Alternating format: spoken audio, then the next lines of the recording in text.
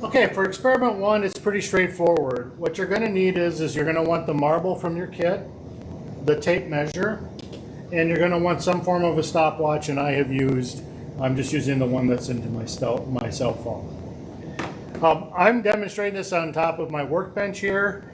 So the height I'm dropping from is going to be much, much shorter than you want. You're going to want to go to a point about 2 meters off the ground. And a really good reference is actually a door frame. They're about 2 meters tall. So if you want to just use that as a good reference point, go to the top of your door frame, make sure you measure that height. You're going to want to, again, do that in meters. And on the front side of the scale, we're in inches, but if you go to the back side of the scale, of this bottom part, you can see we're metric system here. So this is 30 centimeters, for example. So you can use this to measure the height, and you're going to want to record that height down. What you're going to be doing is, and again, I'm not going to be doing it very well because I'm dropping this a very short distance, but fundamentally what you're going to be doing is the experiment straightforward. I'm going to take the marble, I'm going to let it go, and I'm going to record the time it takes from when I let it go to when it hits the ground. Now, one of the best ways to actually record that time, particularly the stop time, is to listen for the hit rather than try to see it hit the ground.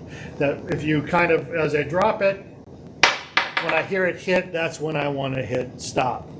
You want to be careful because there's this human tendency to anticipate that point, so do your best. But you're going to record this multiple times, and that's just simply to eliminate any kind of error from you starting or stopping a little bit too soon. So the experiment will simply be, I'm going to start when I let go and stop when I hear it hit the ground. And again, this is very fast, and so it would be very hard for me to do it. It did not take 2 seconds, I guarantee you that.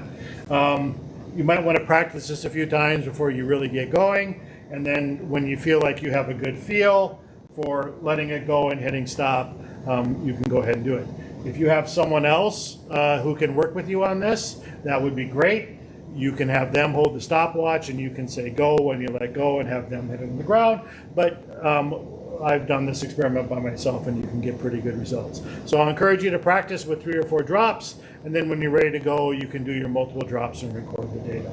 You can then calculate what the speed of the marble is when it hits the ground using that formula we told you, and you can do a comparison between gravitational potential energy and kinetic energy.